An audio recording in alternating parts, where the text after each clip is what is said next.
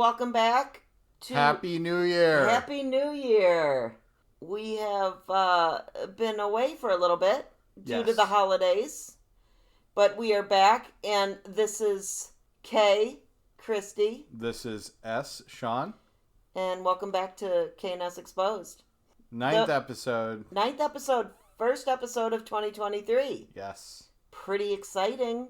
It is a wonderful Saturday night, and we are just excited to be back with you. Nice to get back to normalcy. Yeah, well, sure. Semi-normalcy. But New Year, and tonight we watched The Good Girl. If you listened to our last episode, which was Constantine, we announced we were going to do The Good Girl. And this one was interesting because before, I've seen it obviously probably at least 3 times, maybe 4 times in my life. But we like to tell you guys how you can find it and view it, so then you know what the hell we're talking about. Right. So and what we say makes sense. And it dawned on me tonight.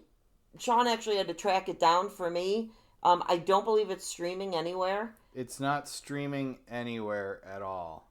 So if you want to watch this movie, you got to go old school. It's What's that?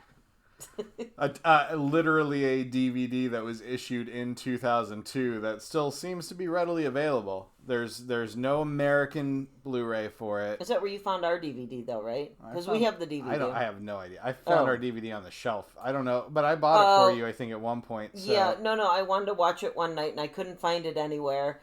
So you went searching for it and you found it, and I was so excited. Yeah. And then I looked tonight before we watched the movie, and I am seeing it.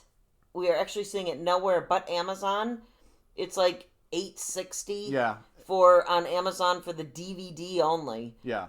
There is no Blu-ray. And by the way, well, there is, but it's a German issued Blu-ray, so it probably won't play in American play. So, but if we are mistaken in any way, or there's some information we don't know about, after you listen to this, let us know. Just hit us up on the side and let us know so we can tell others where they can see it. But that's what we know.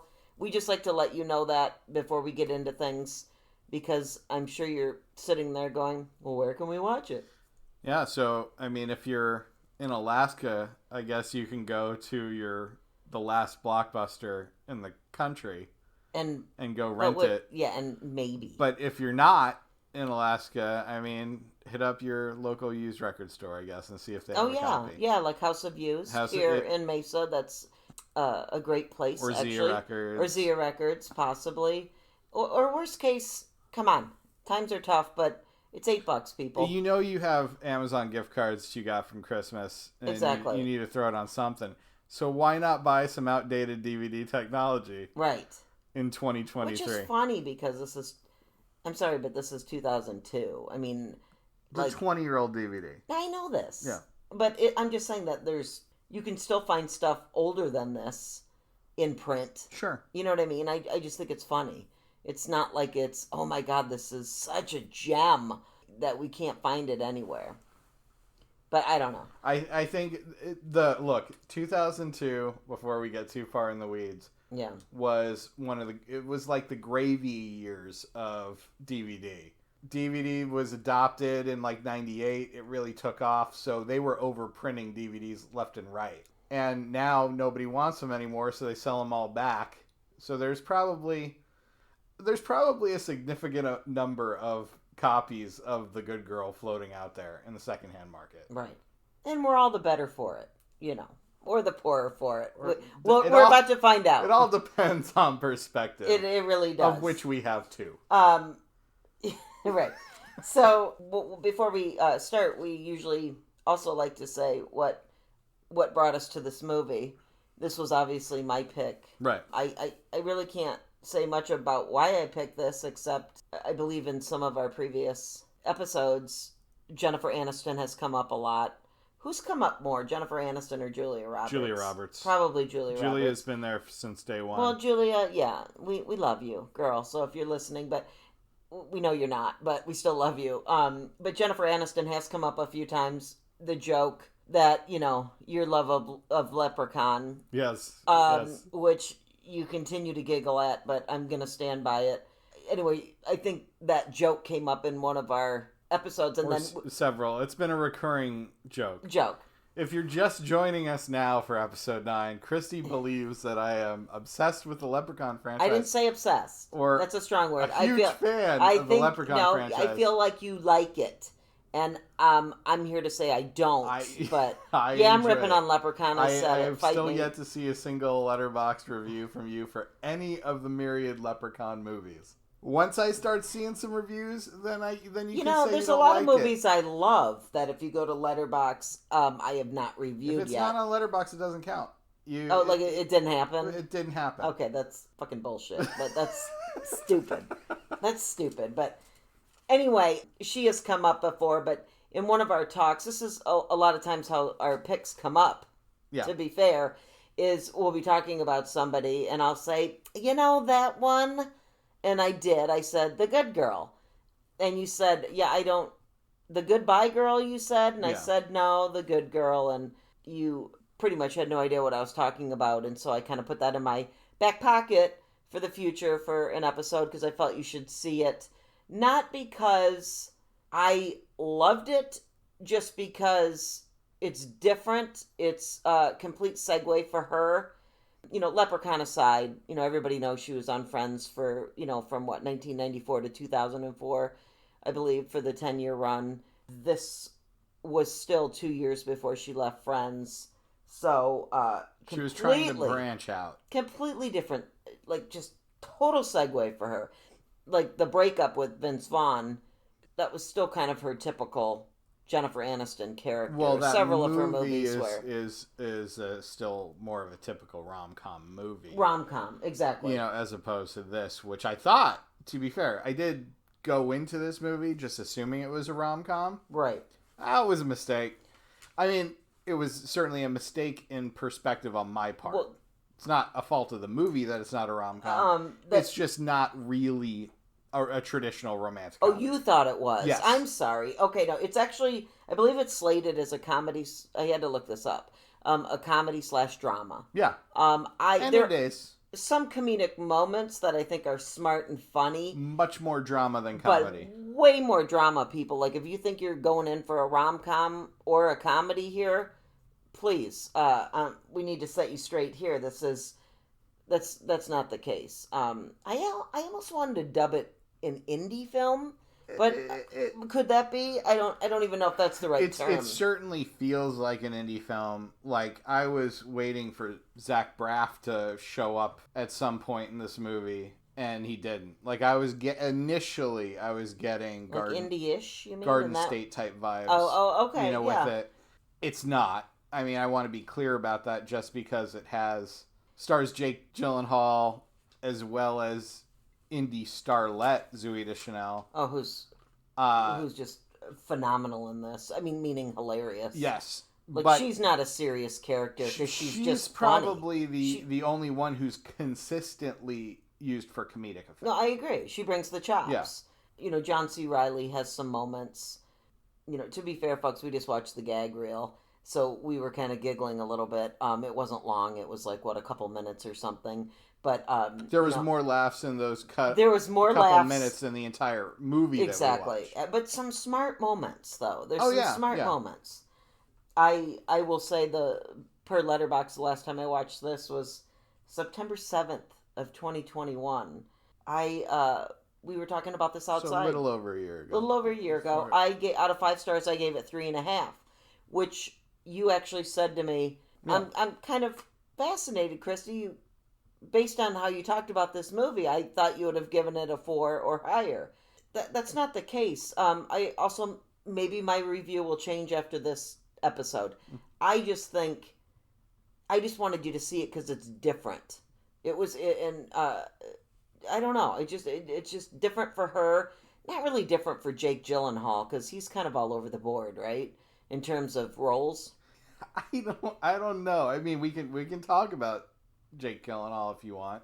Is it Gyllenhaal or Gyllenhaal? I believe it's Gyllenhaal. Gyllenhaal? It is Gyllenhaal. honestly, like, I didn't really think it was much of a stretch.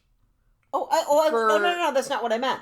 I didn't mean it was a stretch for him. I'm saying it was a segue for Aniston, and I said... Oh, it certainly is. No, but I said Gyllenhaal, he has so many different roles.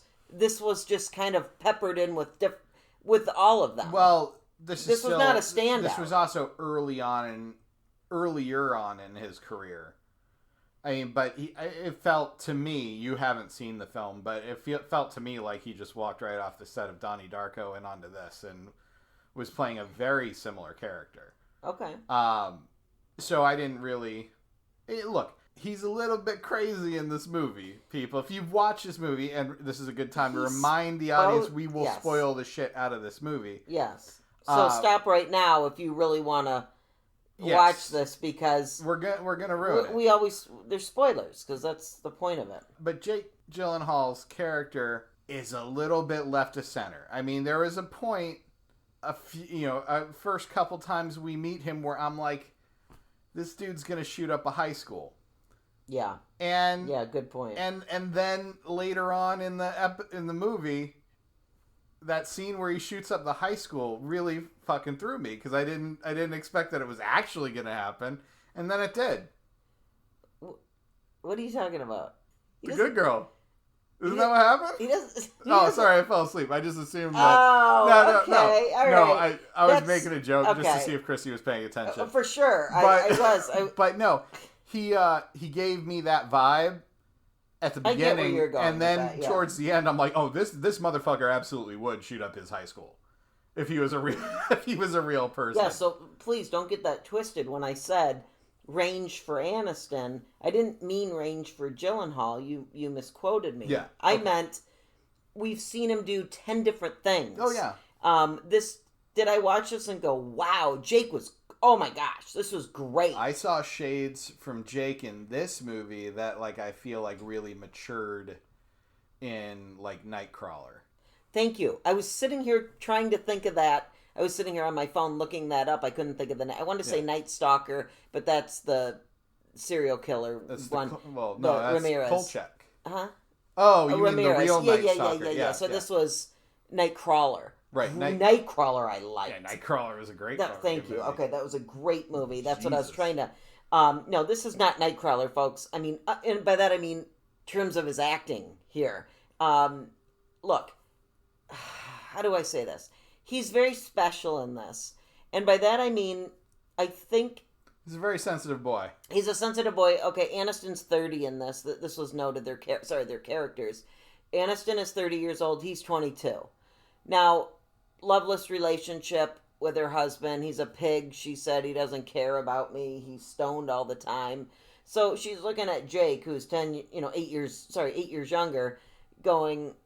And he's good looking. I mean, I don't know what he's going on with his hair there. Yeah, but I mean that it's not good. But look, it looked like a bad wig. This movie takes place in Texas. Everybody looked like they could use a shower. No, constantly. This is true. This is true. A small town in Texas.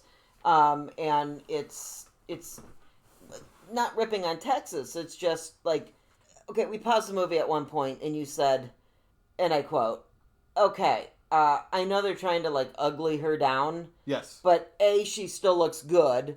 And B, she is way above range for John C. Reilly. Oh, yeah. She's out of his character's league by... She's playing another sport. Right, exactly. But now I said to you, small town, she's not going anywhere. Who knows? Did they date out of high school? Maybe he was... You know that old story? Yeah. He was the football player. She was the cheerleader. She was a prom queen. Or prom queen. Who fucking knows? But also, you know what? Sometimes girls are into guys for their personality. Yeah. You know what I mean? I'm just saying. Now, she's not into it anymore because he just gets stoned with Bubba, his painter buddy. Right. All the time now, hence her getting annoyed. But it's just... And she does get annoyed a lot, but she comes home every day. He's sitting on the couch smoking weed with Bubba. First of all, he's friends with somebody named Bubba. So it's Texas. Everybody in Texas is friends with somebody named Bubba. Are they? Yeah. Okay, I'm not familiar. I'm fairly certain. I mean, we'll have to ask our buddy Brent, but I'm fairly certain. Yeah. Like, 8% of the Texas male population is named Bubba or is called Bubba. Well, that's frightening. As it's not frightening. As a term of endearment. Name your child what you want to name your child, but God, I hope that's a nickname. And maybe it's his real name. I'm sure it's usually a nickname. We don't know. It's Texas, you said. Yeah, so I don't know what's going on. I didn't ask for his birth certificate. So, speaking of names, which is funny because his name is Tom. Jake's character's name is actually Tom, but it's Tom, but Holden is what he goes by. Well, it's Tom, but he goes by Holden. And Aniston asks him, in the first 20 minutes, why, even his name tag says Holden, and he says it's, from Catcher in the Rye. And then explains, why he chose Holden. And it's, it's just funny because, first of all, a couple of things. She should have, turned around and ran at that point. Also, that red flag is on fire. That flag is on fire. But also, too, that's not someone should sit him down and go, hey, that's not a good pickup line. But apparently it worked on her because, she ended up going to bed with him. It's called the good girl, not the smart girl. This is true. But if she was, here's the thing. I still want to know what the title. I get it. Remember at the end when we're fast forwarding, but just really quick because he says when she tells on him and the boss goes, "That's a good girl," and then I just kind of looked at you like, "Whoa," like that. But it's just like, okay, but you cheated on your husband and slept with this dude who is not fully there. So you're not really a good girl, are you? No, she's not a good girl. So it's just interesting. It's an ironic title. It's an ironic title, I guess. Okay. I mean, also the irony of that she tries to get Holden put into an insane asylum. Well, the parents do. But it was at because she went over there. Yes, that's right. Because you're right. She went over there and God, which that was another Catcher in the Rye. I know. Callback. Well, so she turned on him just like everybody else. Do you know? And by the way, when she went over there to talk to them and tell them, the parents, his parents, that she thinks, he's not okay. Yeah. When he got the phone call that the psychiatric place was calling, do you think he knew that she had gone over there? No, I don't, because he had made in many of his teary, whiny conversations. Oh, to her. That he has with her, he talks about how his family is disconnected from That's him. That's true. And that he's afraid that they're going to do something. But yet she did it on the sly anyway. Right. She was planting the seeds. She was planting the seeds because she realized, I'm in over my head. This is you are, this is the best way to get him out of the picture. Well, because he I don't want to say he went from normal to crazy, because he wasn't ever fully normal. No, he went from crazy to crazier, needing to be committed. Well, that and needy, hence the end. Yeah. Okay. The ending was not a shocking result. No, that's what I'm saying. But if you reminder, spoiler alert. Spoiler alert. Okay. I was trying to stop. Jake Gyllenhaal kills himself when the police come after him for robbing the rodeo market? The retail rodeo? Retail rodeo. Which is where much of the movie takes place. Much of the movie takes place, yeah. But, so, yes. So, obviously, then well, first of all, he did it because he's in love with Aniston and he couldn't have her. Okay, that's part of it. But it's also, you're kind of on the crazy train at this point, which he was already kind of going through the whole movie. So, that's why she saw the signs. That's why she went to his parents. Oh, yeah. Which, by the way, folks, I gotta say, in seeing this for the third time now, maybe the fourth, it was more apparent to me than ever. His parents have no lines to speak of, except the mom. All she says, she has one line, I believe, and says, "Who was on the phone?" Right. But other than that, they're that family that all sit around the table, and no one fucking talks. So, yeah, the actor who played the father. Yeah, had the easiest check in the world. Oh my God! And also, if any of you have seen Pure Country, he was George Strait's. I have, because I really like that movie.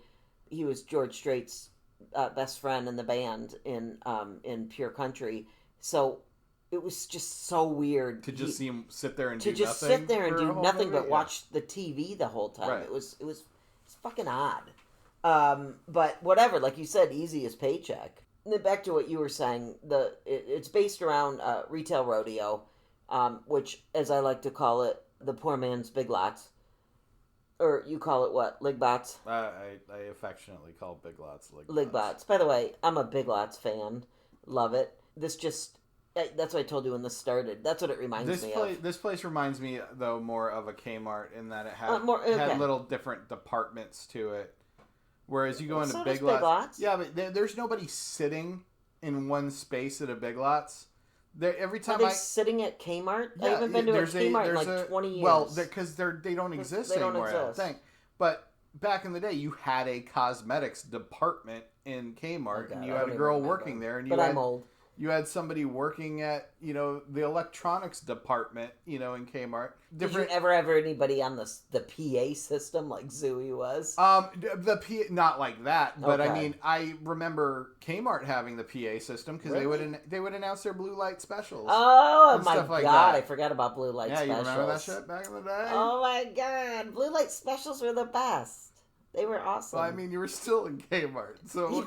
Well, yeah, that's true. It wasn't No, but I can put it this way. Okay, we shouldn't diss on Kmart. There could be some big fans here of Kmart. All I'm saying is, it wasn't my preferred place to shop, but if you were in Kmart and you heard about a blue light special, it's on. Rain Man didn't like Kmart very much. Who? Rain Man. Rain Man did not like Kmart. That's Kmart good. Sucks. Kmart sucks. Anyway, the retail rodeo just reminded me of to me it was a broke-ass Big Lots, but also I found it hilarious. I couldn't even sing this the second and third time originally, and now probably the fourth time tonight over the years. Somebody giving, like when I think of like giving somebody a makeover, like I'm thinking like I got one before my prom in 1989. And I went to one of those things in the mall. Yeah.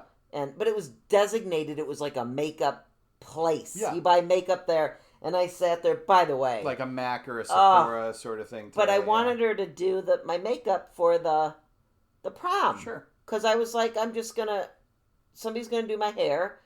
And I don't know how to do makeup because I was kind of a tomboy, so I didn't wear makeup. Well, anyway, 45 minutes later, I looked like a whore. It was terrible.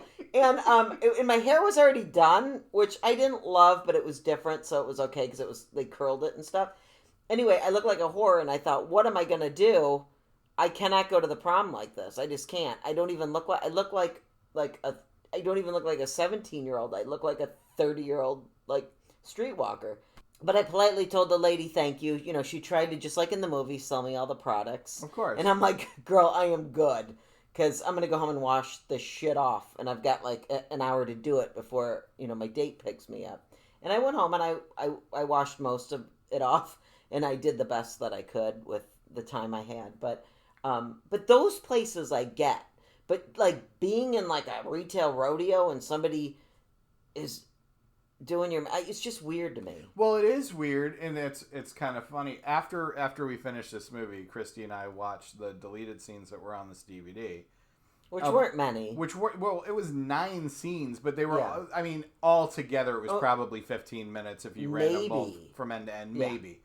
But there is a key scene that explains why they're giving out free makeovers. Yes, and it's why was this cut from the movie? Yeah. It actually made a lot of sense, and it was a good scene.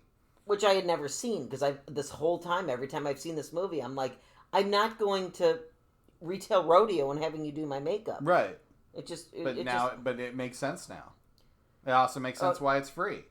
Yes. It's not just a I knew why, when I did it for the prom, it's because they want you to buy their shit. Right. That's the whole point. Yeah. But I see what you're saying, back then. Also, I keep saying back then. I know this was 21 years ago now, right? Because this was 2002. My point was that it's new for the store even to be doing right. that. No, but I meant, I don't know, when we keep saying this is an older movie, when I say older, I'm thinking 80s and 90s. No, that's because we're getting old. Well, that's true. And and 2002 I guess, seems like it was not 21 years ago. Yeah. 2002 can drink. Yeah. Oh, yeah. Yeah. Sorry to depress you with that. I know. Well, I just put my head down because I had to really think about that. That's pretty depressing. So, thanks for ruining my night. I appreciate it. Anyway, I also think she was fascinated not because Jake was 8 years younger, and she's in a loveless marriage. But, he talks about Catcher in the Rye. She apparently hadn't read it because she's, and then he starts talking about his stories that he writes, which, by the way, are all the same and depressing. So, hello, another red flag, honey. Yeah. But, I don't know. She had some sex for like a few weeks, and I don't know. That was kind of hot, I guess. That she got to... some of the scenes were good, but I turned to you at one point during the one scene where they're totally having sex. Yeah. And I said, okay, I've never seen Aniston do this. No, in anything. Honestly, it's almost more shocking to see 2002 Jennifer Aniston doing it, even than today. Right. Because it's not like she's not still looking great and couldn't pull it off. But you would just think, how we talked recently about how actors in TV shows got locked into what they could and couldn't do. Right. Outside of it. I can't remember what the case was. Oh, it was because of Jessica Biel. We talked about in a previous podcast about how she was stuck, typecast in Seventh Heaven. Sure. And she did her magazine spread to break away from the mold that the TV series had her in. Right. I'm shocked that there wasn't some sort of contract with Jennifer Aniston. Like, you are America's sweetheart. You can't go do nude scenes in movies. But, she also is an adult. It's like, what are you going to do? The one sex scene we're talking about here, folks, is... her and Jake are going at it. But it's brief. It's brief, but they're going at it. Yeah. Full-on sex. And side boob. Total Jennifer Aniston had side boob. They look nice. Didn't see a lot of it. But no, and it was kind of shadowed. And it was shadowed, but definite side boob. Which is funny. Then you brought up the breakup. Which you said, well, she was totally naked in that. Well, but we just saw her ass. Right. Ass is ass. You know what I mean? She looked great in that. That was also, by the way, for dating sake time here, that was 2006.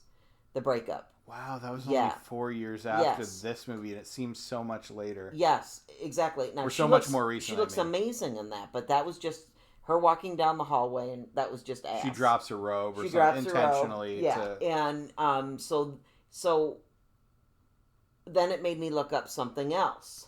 What's that? I know I'm probably glossing over another movie that you guys are sitting at home going, what about this one? I'm just talking about the ones that stand out for me. We're the Millers. Remember the sexy the scene where she had the striptease? Yeah. Okay, that was kind of hot. But she didn't take anything off, to my knowledge. It was just her panties and her bra. She was down to her underwear. And she, by the way, looked amazing. That was 2013, which is still a decade ago. Exactly. Yeah. So, that's an underrated movie. We're the Millers. I liked We're the Millers a lot. Yeah. Sudeikis. Yeah. God, if you're listening, if you're not, or if you are, please listen to us, because we're fans, huge fans. He's a sweetie. He's gorgeous and he's funny. But that's also a very underrated movie. But anyway, just giving frame of reference, time frame, the year she did this.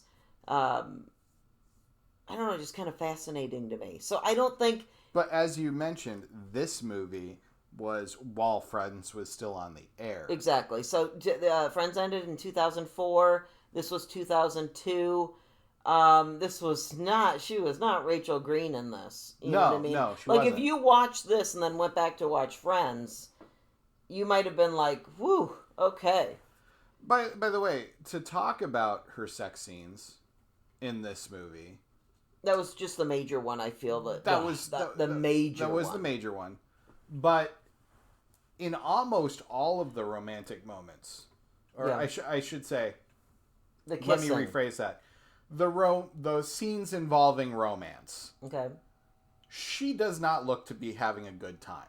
With any of her partners in this movie. No, it's actually... And the sex scenes that she is in, she's let's get a little blue here for the audio listeners, but she's always the bottom.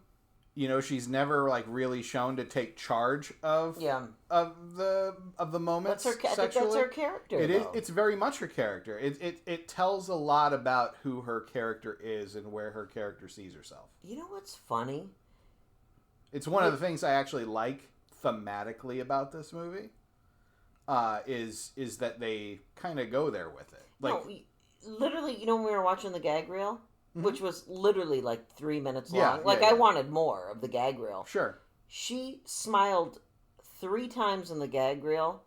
I don't think she smiled 3 times more than she did in the movie. She did not smile this entire movie. It was like that, I don't want to say resting bitch face, but it was God, you're fucking depressed. I mean, she's a depressed character. Yeah, but not as depressed as Holden. No, she's not as depressed as Holden. Not at all. No.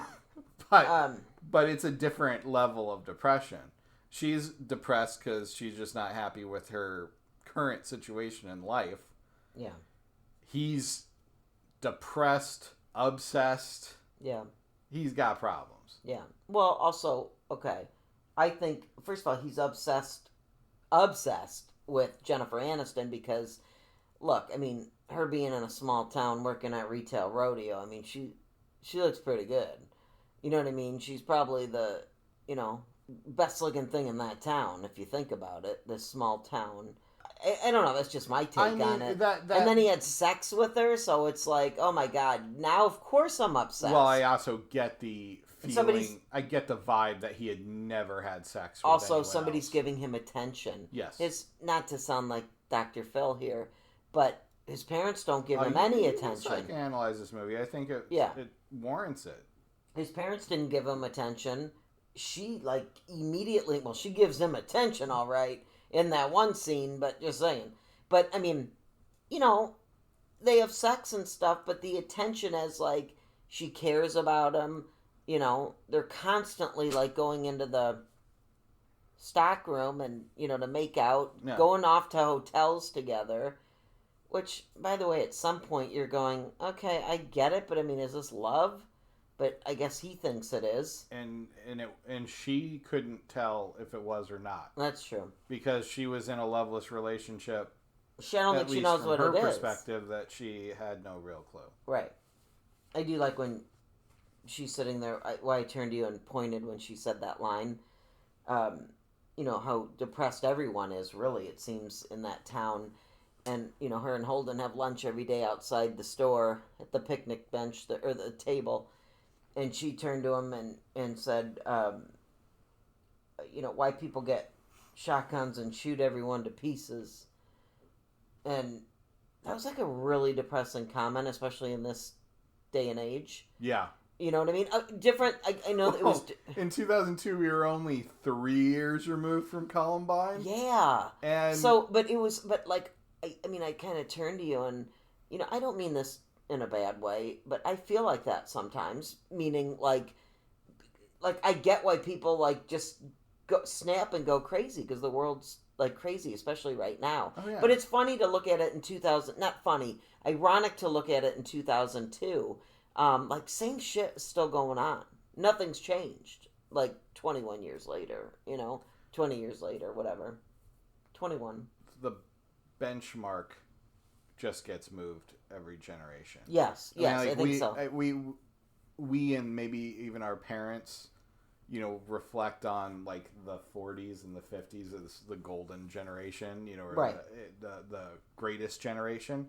I guarantee you, if we could time travel to those time periods, right, the elders of that time period would sit there and bemoan about how terrible the world is and how everything was better when they were kids.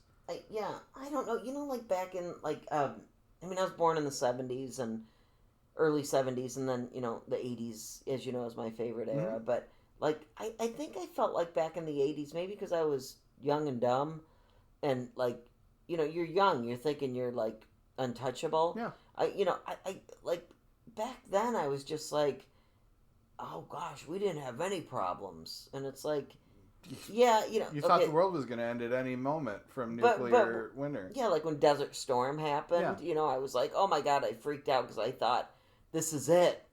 You know, and then 80s, we had AIDS. Yeah. You know, and that was super scary. But, like, you just never... But then you see all these stories now about the kids that were abducted in the 70s and their faces were on milk cartons.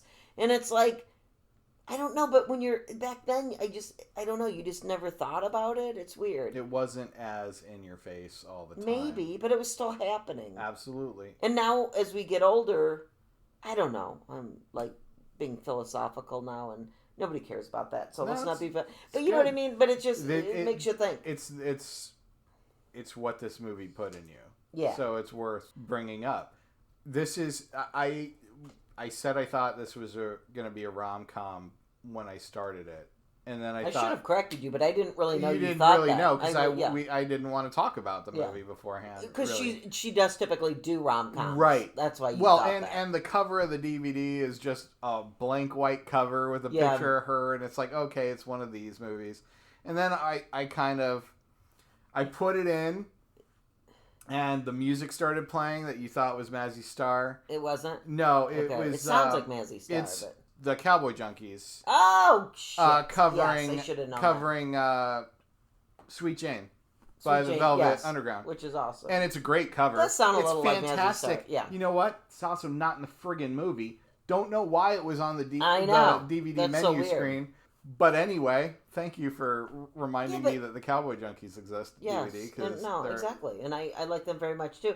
Also weird, put like a fucking banger song in the beginning where everybody's just hitting play. You know what I mean? In the beginning of the sequence. That's why I thought this was going to be a Garden State type movie, because that was such a soundtrack movie. But then you saw Retail Rodeo and you were just like, no. There's makeup going on at the makeup counter. And then Zooey Deschanel is in there, and I love her. Her. She's great in this. And she's the only light in this whole movie. And even she's a dark character in some ways. But the lady that played Gwen was also great too. She was also great. Also funny, because this reminded me. This just came full circle. So Gwen, got really sick. We thought it was food poisoning, and which made me laugh when she goes, I have a blueberry.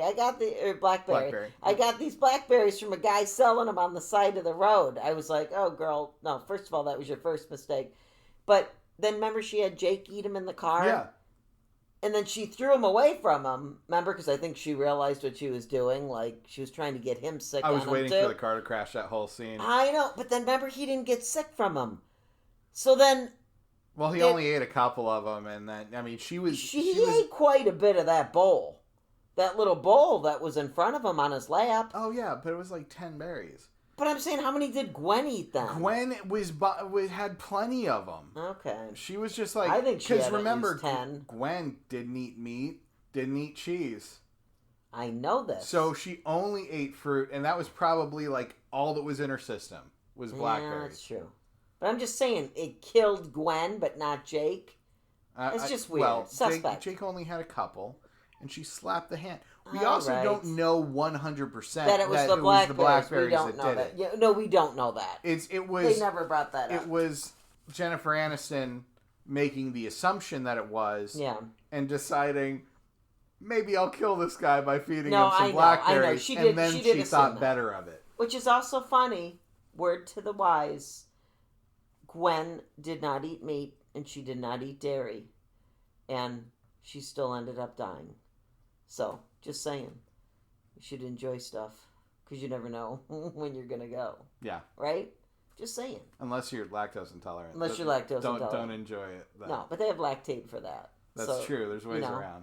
And they have Beano for stuff, too, so people can get by. Anyway, I just thought that was funny, but you're right. It was always the assumption that's why she died, so... We don't really know. Anyway, also spoiler alert. Gwen doesn't make it. Gwen dies. So, I actually feel like Gwen's one of the saddest. I feel more sad for Gwen's death than I do for Jake's at the end, Holden. Kind of. Because it's like she lost her friend beforehand. Like there's this montage of her constantly having lunch with Jennifer Aniston. Yeah. And then when Jennifer Aniston gets involved with Jake, you can actually see her just sitting by herself on the other patio table. Yeah. And it's like, oh, it's so sad. And then she in the background. Yeah, I know that actually that was very intentional framing. But I mean, it was like, oh, that's also heartbreaking. What made me sad on that same token is when she dropped her at the hospital and said, okay, go in, I'll be right back, I'm going to find a parking spot. But then she went to the hotel to hook up with Holden. Yeah. And then that's when Gwen died. Yeah. Well, not that night. No, but I mean, she was supposed to go the next day. Yeah. She went the next morning or whatever, and she didn't make it, and it was just kind of like that was sad because you're right. That scene where Aniston and Holden were eating at the table, and Gwen was behind them, like in the camera off to the left. There, it was like, yeah, that was kind of sad, but this is what happens when ladies start going out with a new guy. Yeah. They forget their friends. I don't know. Bitches and hoes. Bitches and hoes. Even 30-year-old Aniston. So, no spoilers here. There were no leprechauns in this for you. So, does Buddy count? Huh? I mean, does Buddy count? Bubba. He kind of looks like a leprechaun. God, he was such a pig. But Aniston was rocking those mom jeans.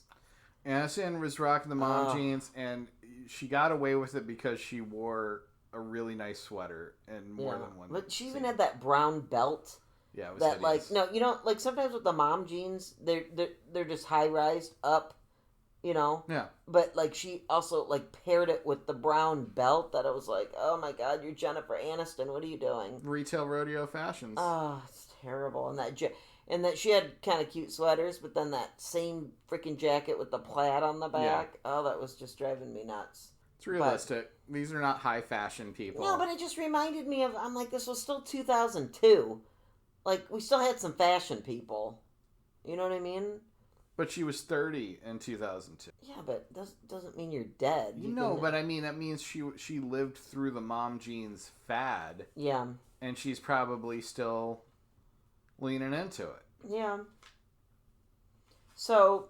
And she was in a depressed relationship. Which might have just been one way, realistically. I mean, only her being on the depressed side. Because, with John C. Reilly? Yeah, because John C. Reilly knew he didn't think there was anything wrong, but he was also stoned all the time. He was also stoned all the time.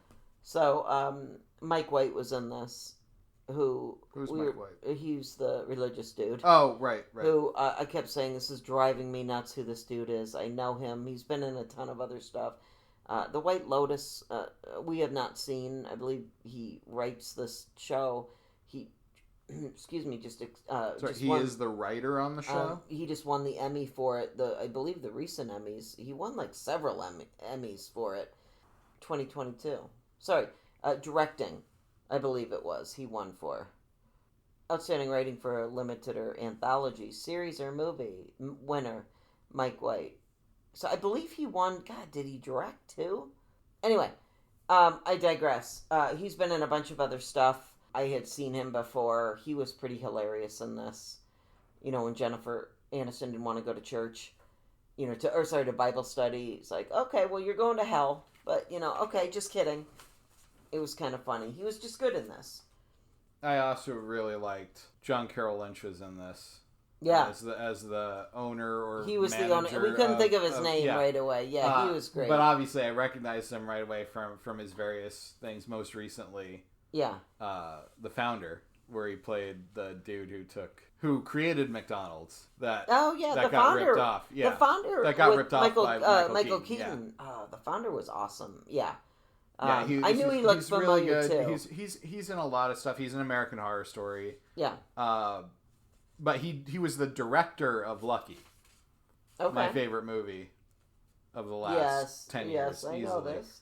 So I'm always excited to see John Carroll Lynch in a project. He's usually funny. And he had a couple good moments, one of which was in a deleted scene where he was doing the ABC mantra. Right. always be selling. Oh God! And it's like, and nobody corrects him. No. What is the one that totally made me think of? Glengarry Glen. Yeah, but when Baldwin says, "Always be closing." Thank you, ABC. Okay, I knew he was ABC. I was spacing the C word in that closing. Okay, always be coffee is for closers. Coffee's for closers. But ABC, and he says it, always be selling, and like Jennifer and Glenn, sorry, her character, is just Justine. Sorry, her name is Justine in this, but he calls her Tiny or Teeny. No. John C. Reilly does. John C. Reilly calls her Teeny. Yeah. And so I kept forgetting her fucking name because he kept calling her Teeny. So let's fast forward. Look, I could pull up Wikipedia. I should know this after watching this like 3 times. But hold on. Outside of Justine in this movie. Okay. And Rachel from Friends. Okay. Can you name another Jennifer Aniston character? The character's name. Oh, yes. That's a good call. I should be able to. Polly.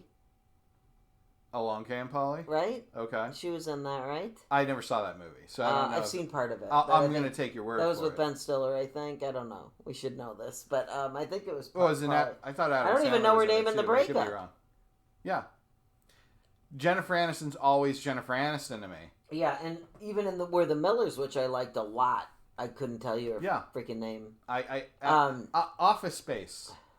I can't tell you her name. Okay, by the way, that made me think of where she was really naughty in, where I've seen her naughty before, was Horrible Bosses.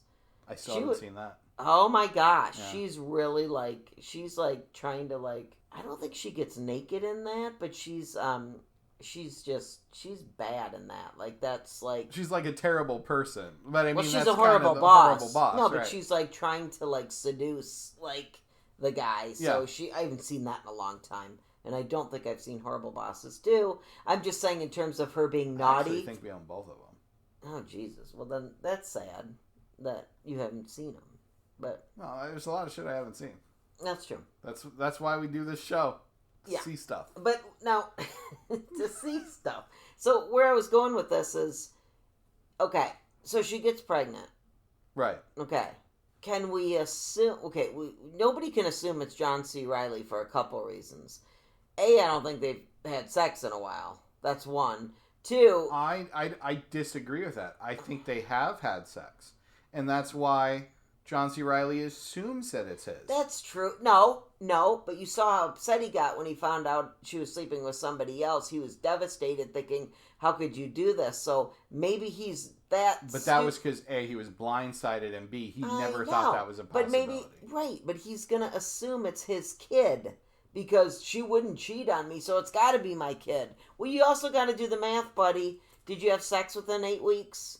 Roughly 6 weeks for her to get pregnant? Right. You know what I'm saying? It's probably not his baby anyway, whether they did or didn't, since the doctor called him and said his sperm's no good. Exactly. So, anyway, where I'm going with this is, it was never really stated who the actual father was. Is it Bubba?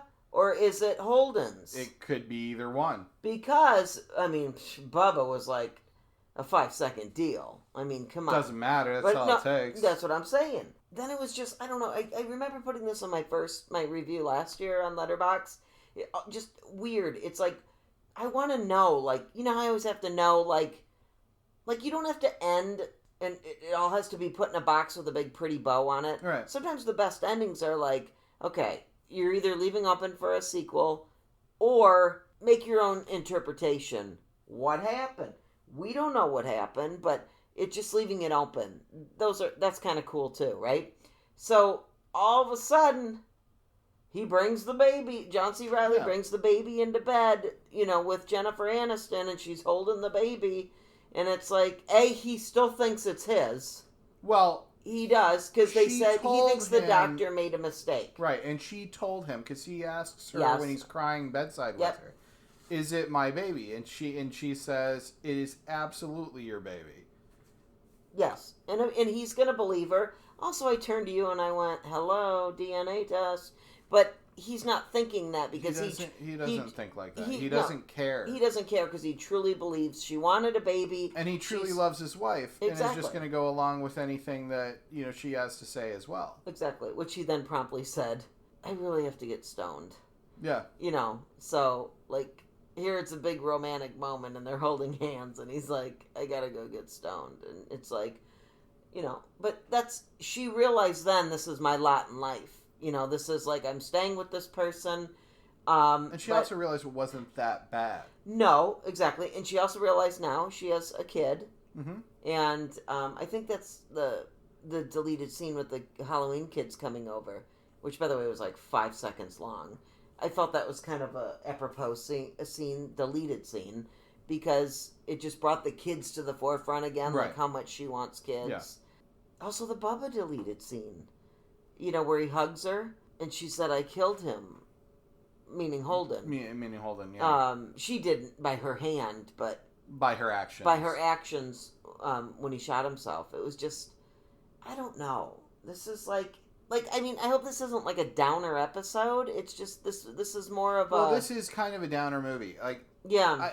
Full disclosure, I liked this movie. I don't love this movie. I think there's a lot of things going against this movie for me to love it. Yeah.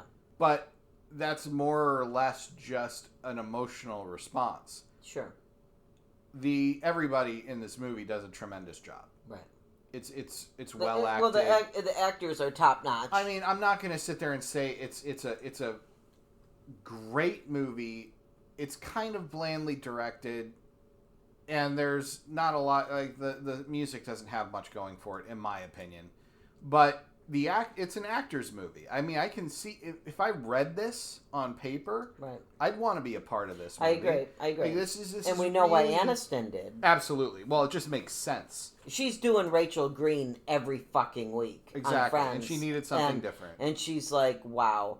Which, by the way, there was a ton of articles at the time saying, she did this because she just had to have the departure from Friends. And that kind of made me mad because I saw this that long ago because I'm a Friends fan. Yeah. And I was like, just let it stand on its own. She needed to have some fucked up hair. Like, let's get rid of the Rachel coif. Yeah. Like what was it? The Rachel do, if you will. Well, and she's such a high-strung character on Friends. And here she's playing a dowdy. Broken... And dowdy. Yes. A pensive, in her own head person. With mom jeans. She still looks great in mom jeans, though. Well, she looks great anyway. She's Jennifer Aniston. She's not an unattractive woman. Did you notice her eyebrows? Yes. Okay, seriously. Like, at one point in the movie, I was distracted. Because I do this. Not like with water bottles from Constantine, but like, sorta.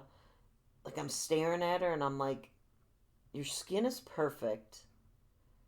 And you don't have a zit anywhere.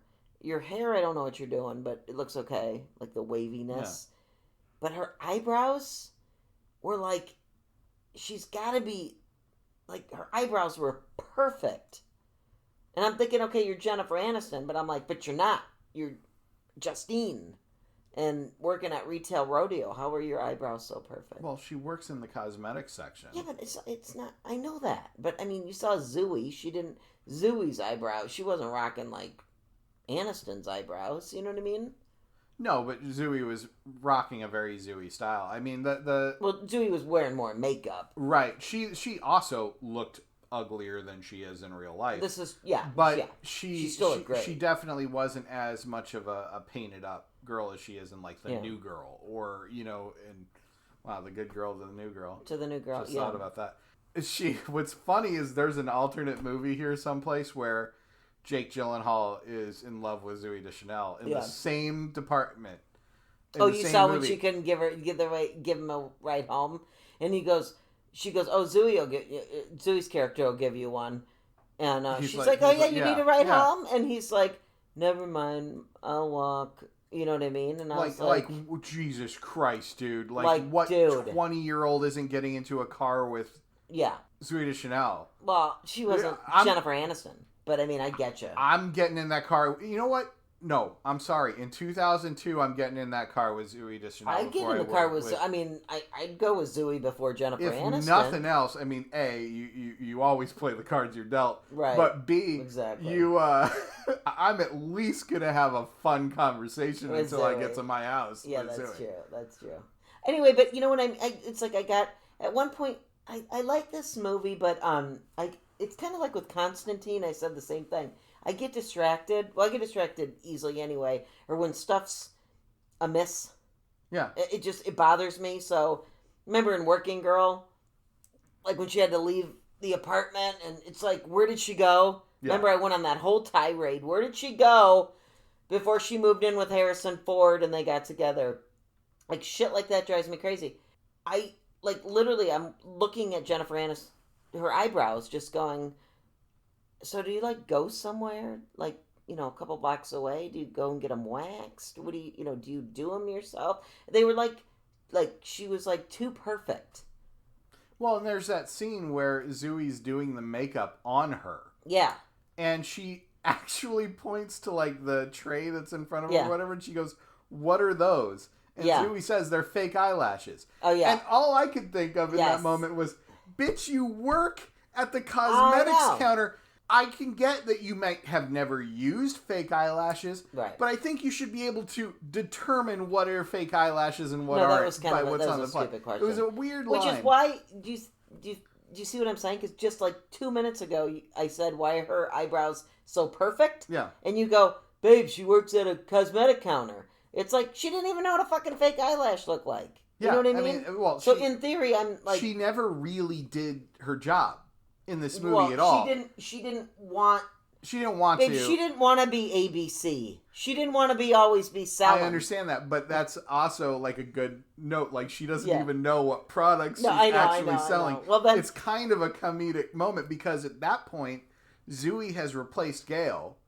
Gwen, sorry.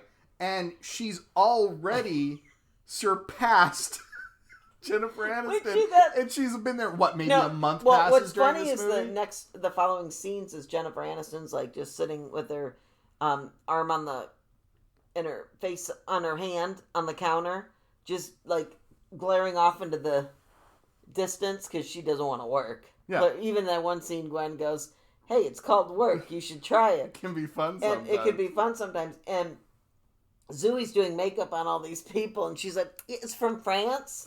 It's called Eau de, what is it? Eau de Face? Eau de Face. Eau de Face." And she's making up all this shit, and she goes, "No, you really need this." Eau de Circus? Eau de Circus, I thought. But Circus de Face or something. And Cirque du Face. Cirque du Face. It was Cirque du Face. Because she was putting all these colors on the girl. And the lady's like, "Really? It's from France?" And then remember the guy comes over, and the lady looks like a clown at that point, and he's like, and she goes, "Does it look okay?" I think that was Mike White. Yeah. And he's just like, because she looked terrible. And when that lady sits down with the big hair, the great big hair, and she's like, "Now, do you normally wear your hair like that? Because I need to know to fix your chin then with makeup, to offset your hair, And the lady's just looking at her Zooey was great in this. Fuck you very much. And the lady says, "What?" She says, "Thank you very much." This is also another one of those movies where, realistically, almost no one is a good character. Yeah. Or good person. But Jennifer Aniston's, the worst person, in this movie. We follow her, she's the protagonist. Yeah. But she is the worst. And her unhappiness in her own marriage causes such a ripple effect in the entire community. I agree, but I don't think John C. Reilly was so bad. Think about it. Yes, he was smoking. I'm not saying he was perfect. Smoking pot. He was totally oblivious to the Bubba thing. Because remember, he's like, "I kind of always thought Bubba..." That was the deleted scene. "I thought Bubba always had a thing for you." That was a deleted scene. Right, which again, why that cut? It made sense to keep it in the movie. It really did. And, but I don't think he was okay, they were married 7 years. And, when he's crying, he even says, am I not like a good husband? Did I do something? Like, he is completely oblivious, which, by the way... Yeah, he got paint on the couch. You're right, but it doesn't give him a pardon to anything. But it's like, it also didn't give her a pass to just go, I don't know, screw him. Jake Gyllenhaal. I don't know. But I mean, it's a small town. I mean, I don't know. What do they do there? They bowl, they drink, they go to, what is it? What is the tuna place? Senor Tuna. Senor Tuna. I mean, they're celebrating her being pregnant, and they're like, we got to celebrate at Senor Tuna. Oh. It's probably the fanciest restaurant. It probably is. And you know what? I can't even rip on it. Because it's Nando's. Because it's, I don't know. Maybe it's like. I get the impression it's like their Red Lobster. Like a restaurant that's not exactly fast food, but not exactly. But I'm not going to make fun of small towns because I'm not. I mean, I'm from a town maybe a lot of people haven't heard of per se, but I'm not going to make fun of it because it was important to me, and these are big things to us. Restaurants we had there, you know what I mean?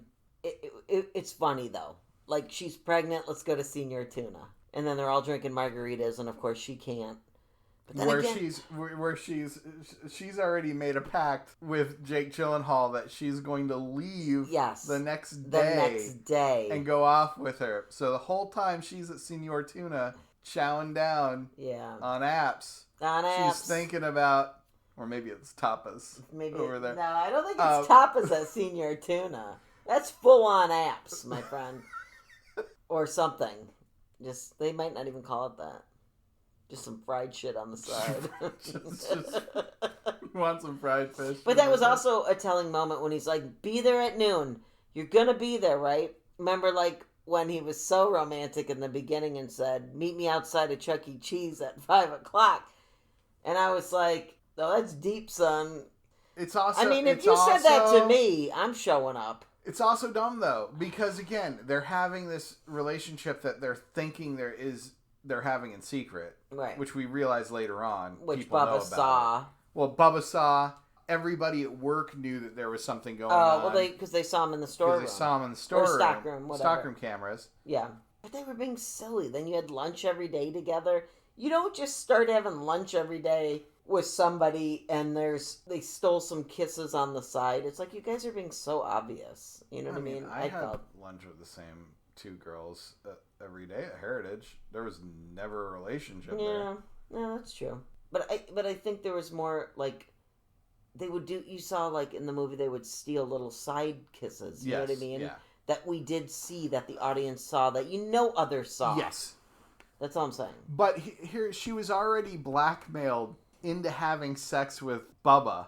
And by the way, she fell into pretty easily. But she was like... I mean, look. That was awkward. It was an awkward scene because, A, she didn't put up too much resistance to that fact. But, B, you can tell she wasn't enjoying it.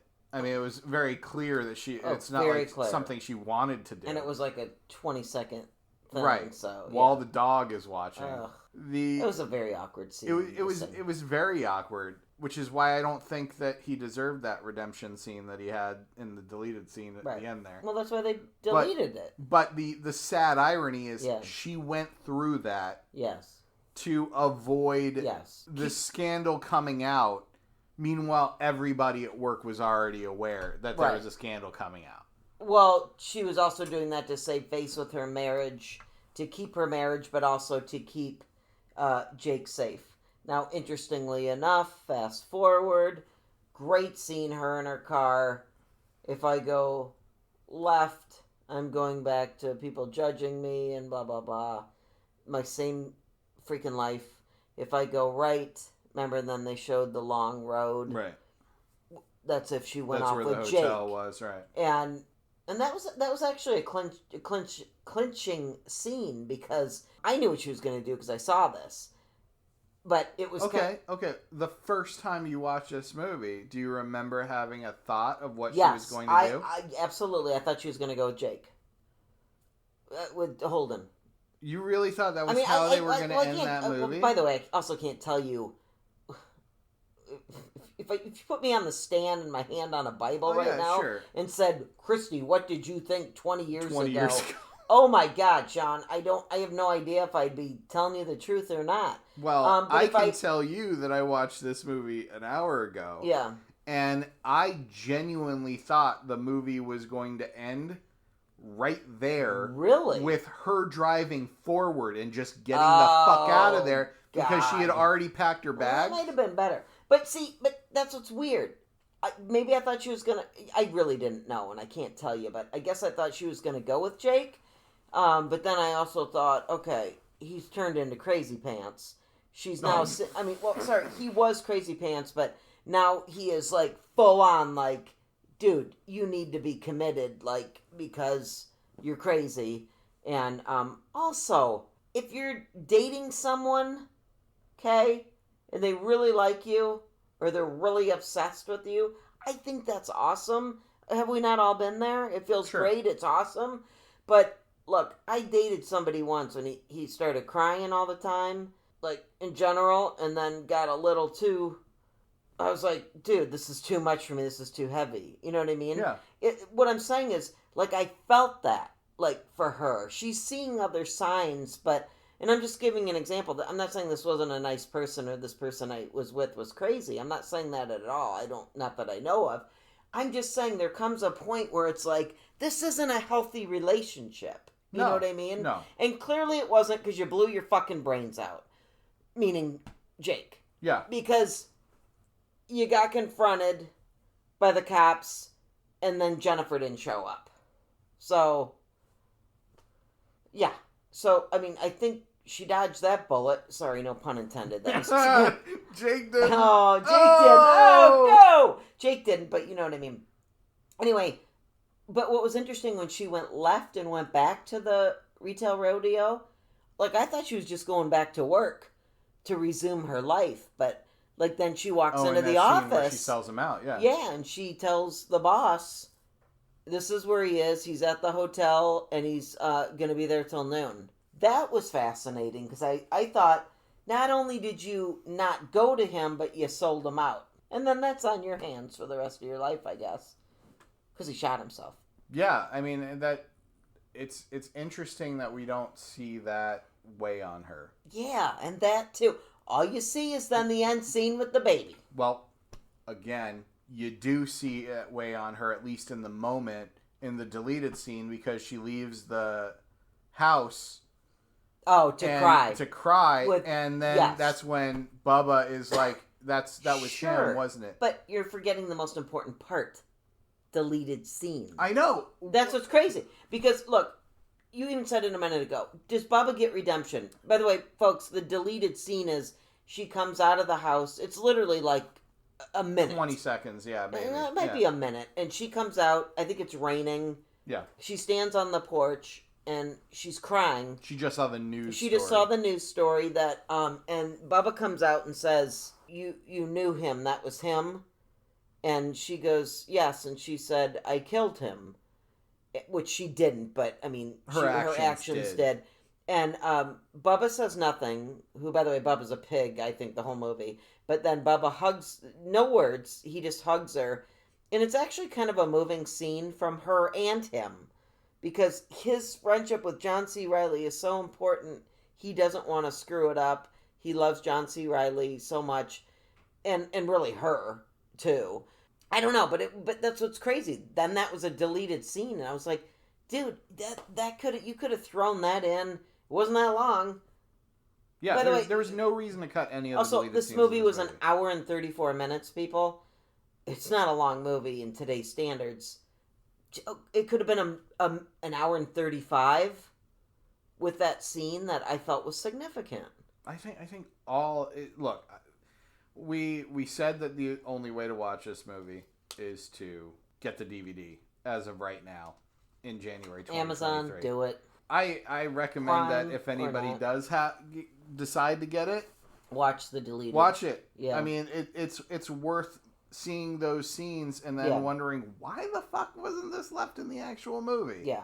And then the very short gag reels, which we see her smile for the first time in any of this. But they're funny because you can see how they're all playing off each other. You know what I mean? Yeah. And the camaraderie that probably was on point. But again, not a lot of gag reels, so don't get excited. But there are 2 audio commentaries on this DVD, though, and one of them is Jennifer Aniston by herself. Yes. And which I'm almost fascinated. I want to listen to it. Again, full disclosure, guys. That's where she talks through the whole movie? I am not... Yes. Okay, she narrates it. I am not a fan of this movie. I didn't dislike it, but I'm certainly not going to, bang the drum for it. But for Jennifer Aniston in 2002 to take the time to record a commentary track for the whole movie, she clearly cares about this movie. I think so. Or it meant a lot to her to do that. And I kind of want to listen to it. Yeah, I'm a little fascinated as well. I have no overbearing... Who was the other commentator? The director. The director and the writer, I think. It's fascinating, though. But this had to be something... This is also, I don't want to say a lead role, but come on. I mean, it is. I meant I'd have to go back and look at what other lead roles she had during that time. You know what I mean? I don't think she had many at this point. Not only that, but ones of this genre... You know what I mean? Nothing of this genre where it's darker in tone. What was the thriller movie that she was in? Oh, that was good. That starts with the D. It's not Deceived because that's what we just saw. No, God. Derailed. That's a great movie. That was a good movie. That's a good movie. That was she a little was bit. That's a little bit of a. In it. Yeah, for sure. She was. Oh, Picture Perfect. 97. I feel she was pretty much a lead in that, but this was completely different. Anyway, I feel, unless I'm missing something, and I'm sure the audience would jump on to correct me, but definitely as far as this time frame, let's go with this time frame and this genre for her. It's definitely a big deal. So this was probably very important to her. Yes, she did do other serious things. We know that in her career. But it was, I feel, after the fact. I think it probably did her well. This is what's funny is The Good Girl, you could argue, is kind of a forgotten movie in that it's not readily available. Yeah. And I just looked up the box office figures because I was curious. Yeah. This movie had a budget of $8 million. Really? Yeah, and that's probably her paycheck. Probably half of it was. That's what I mean. This was back when she was getting $1 million an episode for Friends, right? So to do to lead a feature film, I bet you she was half of it. Yeah. The box office was only $16.9 million. So nobody. So it was successful in that it made its money back, but nobody saw this movie. Right. Also, it was also very well received critically. Fascinating because 16 mil it made. 16.9 was the box office gross. Okay, but so that's just box office. It's ticket sales. Ticket sales, but it was $8 million budget, and first of all, also there's that little game these actors played. We can sit here and say she was getting $1 million an episode for Friends. You do read any of these freaking actors' books, that do their books about themselves and their life, i.e. Matthew Perry, McCarthy, Andrew McCarthy. They get a project thrown on their lap, and they're like, dude, I'll cut my salary in half because I want to do it this bad. Oh, and maybe she did here. We could do some digging to see. Maybe. But she might have said, I will do this movie for $500,000 just because I really want to do this because it's outside my norm. I'm sure that the people making this film were, all over themselves to cast her for it because she was one of the most popular stars in television at the time. Absolutely. And so I think it worked out for everybody. This is a movie that has been forgotten. Oh, I think so. And it shouldn't be. It should be in the conversation. It's a good enough movie. It did get 82% Rotten Tomatoes. Oh, yeah, it was a critical darling. Okay, that's why. Roger Ebert gave it 3.5 stars. Yeah, I love critical darling term. That's cute. I always love that because that's how I feel. Like if it wasn't receptive, say to the audience, but because I think everybody was freaking out. Like this is Aniston doing something, different. Yeah. So, also side boob. And, and good for her for coming out the gate with a movie that is not just another Rachel. Yeah. Because I'm sure... Because you know what? This is not a Katherine Heigl movie. No. This is a Jennifer Aniston movie. Agreed. Katherine Heigl made poor choices with movie roles. And again, 94 to 2004 was Friends. Like, I like Picture Perfect. Not to be confused with Pitch Perfect, which people confuse that with. That's the Anna Kendrick joint. Yeah. The singing one. Picture Perfect, also with Kevin Bacon. Lovely. It's a funny movie. We own it. I owned it before we even got together. And fight me, listeners, if you don't like it. I like it. I've never seen it. But I really like that movie. Jay Moore. But also 1997, in the very middle of her Friends thing. But it was also a different kind of movie. It was funny. It was a rom-com. Yeah. You know what I mean? Like, she wasn't doing this shit. That's why this movie appealed to me so much. Like, I don't know. That's why I think, look, Letterboxd review, 3.5. You asked me outside earlier, what say you tonight? Are you going to change your review? And I said, I don't know. It could be a 3 or it could be a 4 now, or maybe I stay the same. I gotta say, as of this podcast tonight, I'm still at a 3.5. That's not a bad rating. No. I can't go 4 for reasons we've stated the last hour. I just can't. But hour and 20 minutes. But I can't give it a 3 either. The thing that burns my hide is at the end. Yeah, what is it? What's burning it? She's laying there. Remember the wind was such a... He kept going, the wind's picking up tonight. John C. Reilly. Yeah. He said that like 3 times throughout the movie. And it was... There's significant there. So at the end, when she's laying on the bed, when all's said and done, it's the last 2 minutes of the movie, she's looking outside, same view of the gate and the trees and the wind, and then John C. Reilly gets into bed with her, holding the baby, and then I said, gives her the baby, and she's holding the baby, and it was like, fucking cue credits and music, and I was like, I don't know. It's not a bad ending, but I'm just like, yeah, I just spoiled the ending, by the way, but it's just, like, whose baby? Do we know? Do we care? Maybe not. It's Bubba's or it's Jake's, right? So... Well, more than likely it's it's either Bubba or Holden, yeah. But either one is not good genes. No. Okay. But Jennifer wanted a kid. I know. She wanted to have kids. She never thought she was going to have it with John C. Reilly. Well, she thought it was her at first. Well, remember? She thought it was her at first, which also implies they've been having sex. True. Then she thought John C. Reilly wasn't serious about wanting to have kids. Yeah.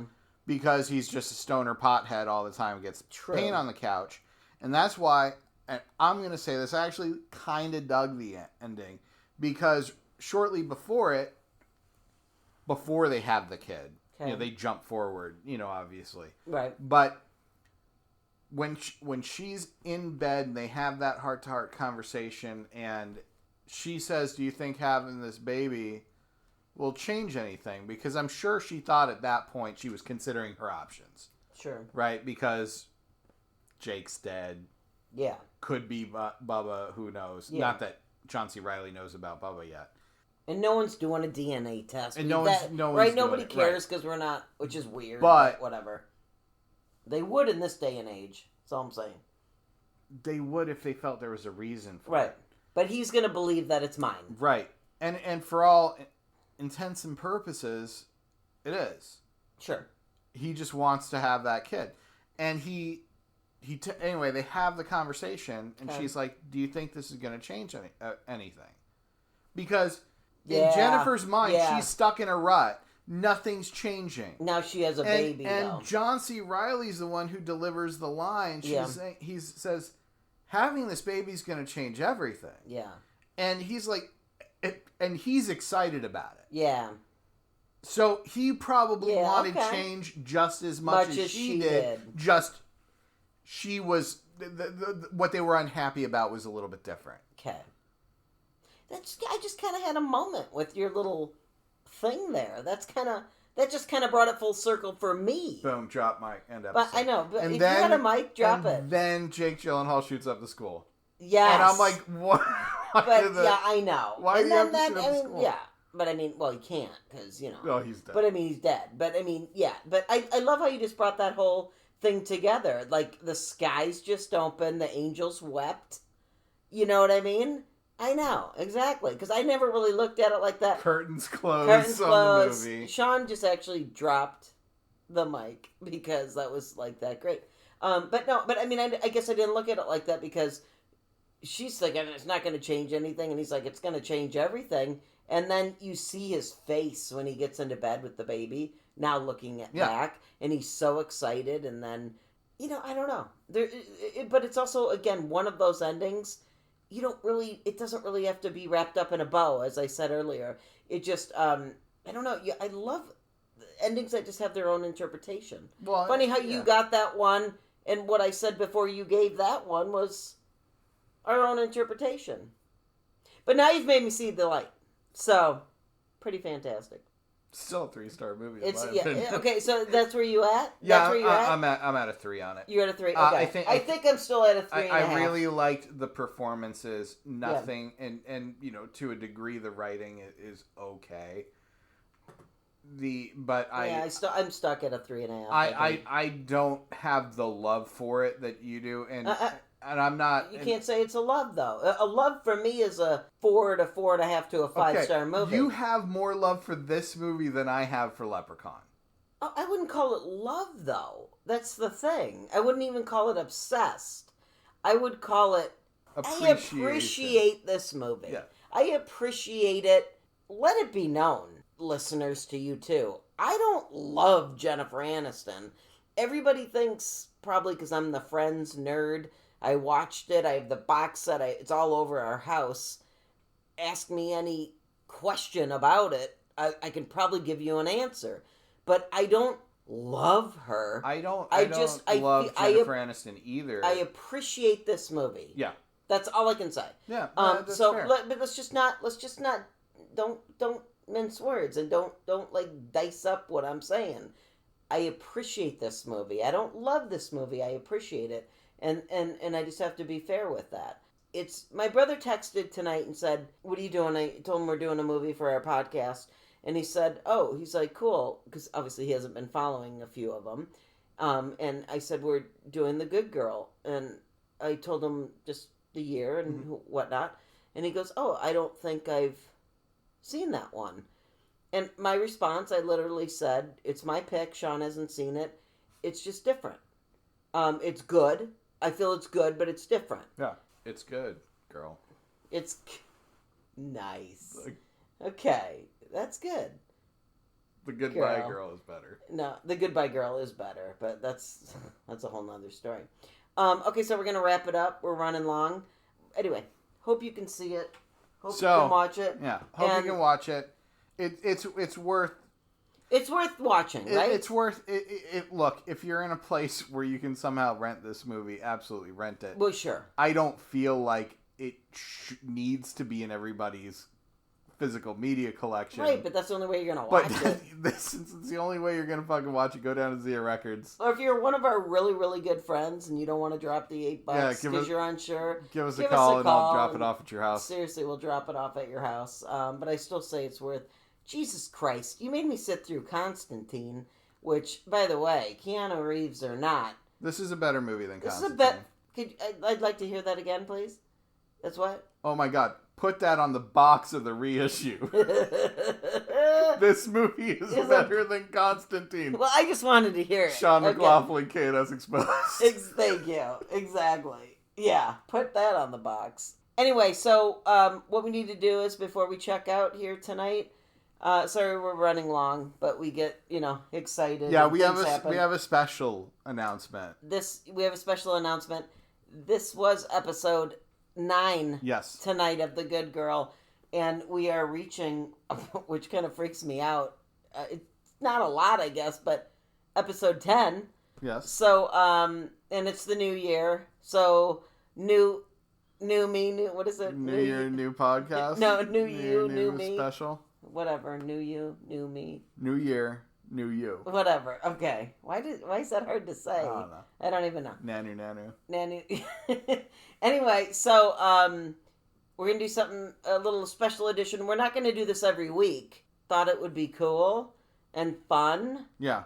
So Shawn will let you know what it is. So we decided, well, there's lots of great cinema that I have yet to expose to Kristy, and likewise that she is yet to expose to me. Thank you.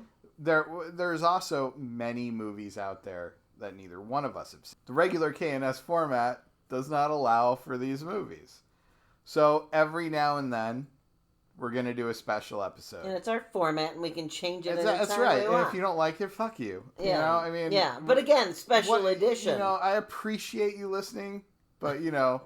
We're trying to mix it up. You already clicked on it. Yeah, Thanks. exactly. And again, not all the time, but it's our format. We can change it when we want. And we just, also, I will note, a couple of friends did say, at least 2 or 3 friends. They wanted to make suggestions. They wanted to make suggestions on something we haven't seen. Right. And a couple of friends had said, hey, what about something you both have never seen? Right. Watching it, you know, kind of as virgins, for the virgin voyage of the first time seeing it, and then do that. So episode 10... Yes. Is going to be one of these special edition episodes. Yes. This is not a movie that I have seen that I'm exposing Kristy to.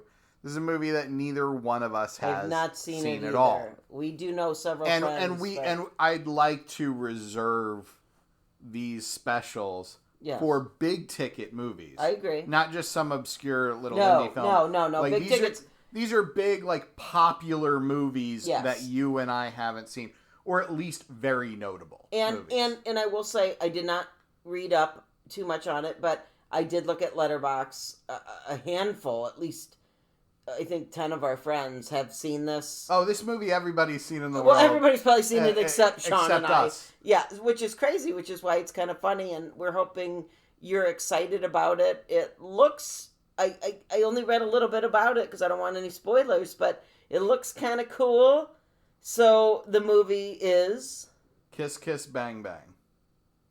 And there it is. There it is. There it is. Somehow, I've never seen it.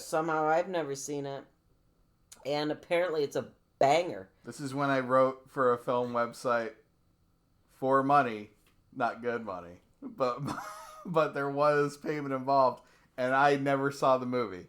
Everybody else I know has. And I'm going to guess this is... more readily available than it's certainly more readily available than the Good Girl. The Good Girl. And honestly, I don't know if it's going to be more uplifting or not per se, but the cast looks awesome. And 2005, Kiss Kiss Bang Bang. I think you guys just try and find it. Pretty sure it's readily available. Oh, it is. If nothing else, I know you can rent it digitally. Yeah, exactly. So if it's not... but I think it's on HBO Max. I think... Or Paramount Plus or something like that. But I think it's HBO Max. But you can find it. We know you can find it.